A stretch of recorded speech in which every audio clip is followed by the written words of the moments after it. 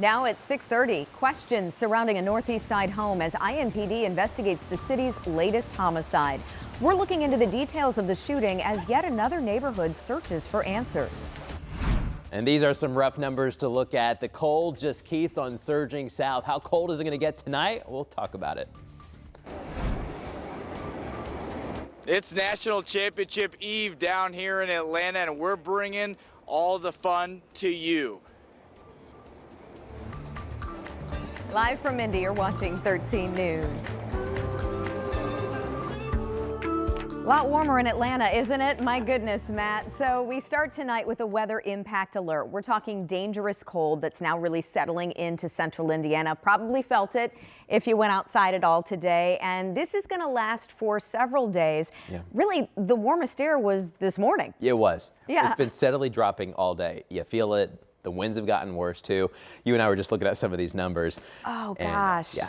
It's cold. Painful. It is painful. Yeah. We also had some flurries today. Some We folks did. even got a quick dusting or so, especially from Indy East. But right now, most of the snow showers are out. It's just the cold air. So let's get to some of these temperatures. I want to show you what it looks like downtown and where we're sitting. Just 9 degrees. If you look closely, you do see some skies clearing. I think we're going to work on the clouds all night tonight.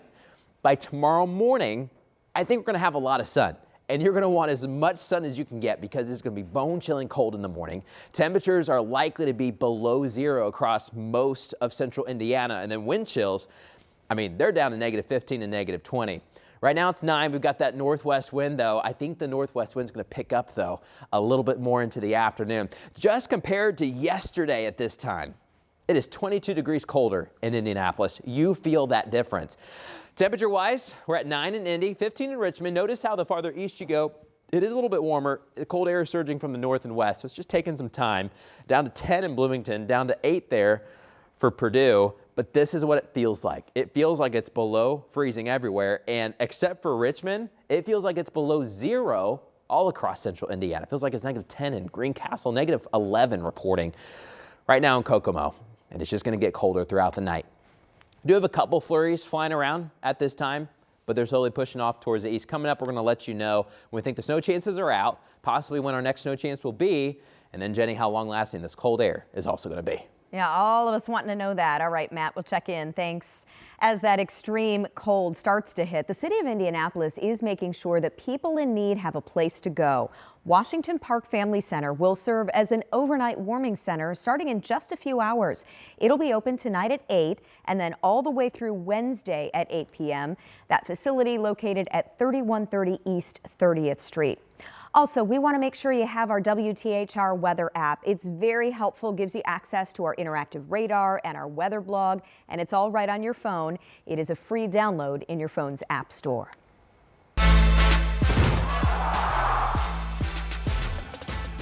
All right, the big game now just hours away. Notre Dame, Ohio State for the College Football Playoff National Championship. Our Dominic Miranda has been following the Fighting Irish all throughout these playoffs. He is live in Atlanta tonight with all of the hype and excitement. Hi, Dom. Hello, hello, and Merry National Championship Eve from down here in Atlanta, Georgia. It has been a jam-packed, fun day as we approach the national title game between Notre Dame and Ohio State. It's going to be going on right there behind me at Mercedes-Benz Stadium, and let me tell you, Atlanta has been a fantastic host. There's been so much going on this weekend, and we want to bring you into the experience that these Notre Dame fans are witnessing. We heard from head coach Marcus Freeman this morning. That kicked us off, then we ventured to see what Atlanta has to offer. The Big Peach. Bustling with fans from all across the country, enthusiastic for what's to come Monday night. So excited, been looking forward to this my whole life. Go Irish! Really excited for the game. We think it's going to be a really good one, and it's been so fun to watch the Irish so far, and man, we're just fired up about it. It's electric. I mean, us getting this far, as fun as it's been, watching the boys come together, it's been a lot of fun. Getting to hang out with all the guys that we've dispersed after college. Absolutely electric, pumped for the game. It's going to be a blast. One attraction has fans looking up. The College Football Hall of Fame right downtown. A fitting place to get ready for these two historic programs squaring off. This is an unbelievable just history of college football, so it was great. Things you thought you knew, you didn't know. Looking at all the helmets on the wall has been awesome, and anytime you can get to see all this college football history, I mean, come on, it's awesome. The career of Lou Holtz saw him coach at 6 schools. Fans getting their fix of football. What's better than that? How about a Notre Dame pep rally? The man of the Fighting Irish! The renowned Irish band Victory marched and fired up the Notre Dame faithful. A fan base desperate for a national title, a flurry of emotions. I'm a cry. I'm emotional about it. This is our year. Everybody is said we couldn't do it, and Freeman brought the team together, and a great group of guys, and it meant a lot to the community. It's all about belief, and you know what? I'm going to say this. This whole idea of we are all fighting, it's true. We've redefined what it means to be a fighting Irish, and we are back, and we are better than ever, and we're going to do it. It'll mean everything to us. As for Marcus Freeman, laser focused, knowing how bad this fan base wants this, knowing his team is prepared, knowing what he might tell them ahead of kickoff. We're facing a great opponent. You're in a national championship game. You might say it with a little passion. You get ready to play for the national championship. You know, the natural emotions will come out in that moment. But our guys got to continuously do what they've done to get into this moment.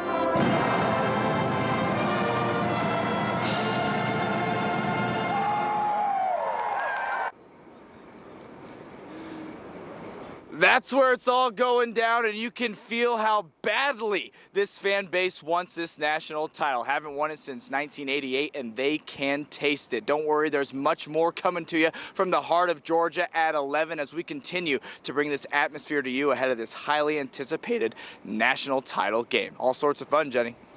Oh my gosh, I love how it's exciting, but then also so emotional for some of them too. You can tell they want this. Absolutely. It's going to be all sort of fun. I can't wait. Yeah. All right, Dom, thanks so much for your coverage. We'll see you tonight as well.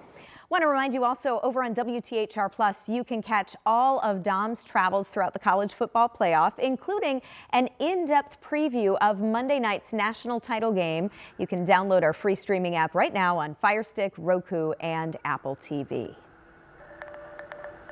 Tonight, Metro police here in Indianapolis are searching for the person who shot and killed a man inside a home on the city's near northeast side. Our Anna Chalker was at the scene today and shares what we know so far.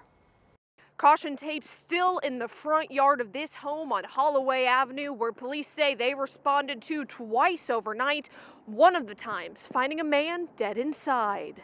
That first call coming in around 11:50 Saturday night for shots being fired in the area. They're going to cruise the outside and look around between the houses and things like that, and they located nothing at that time. Then almost 4 hours later at 3:30, police say they were called back to this home for a person down. Once they got inside, they found a man with gunshot wounds, where he was pronounced dead. Our crew saw family of the victim rush to the scene, distraught and trying to figure out what happened. Now police encourage people to use conflict resolution so another family doesn't lose someone to gun violence. Separate yourself from the person you're having trouble with.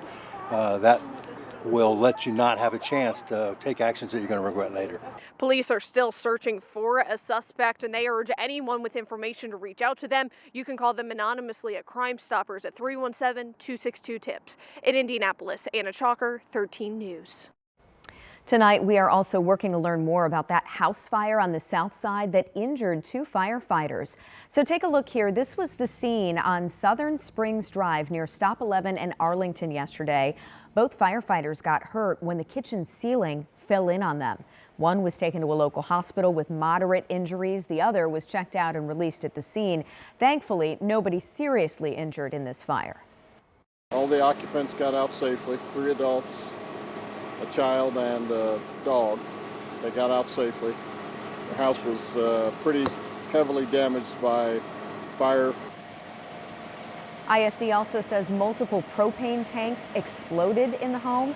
Took first responders more than 30 minutes to get this one under control. Right now, the first wave of hostages from the Gaza Strip are returning home as the long-awaited ceasefire goes into effect.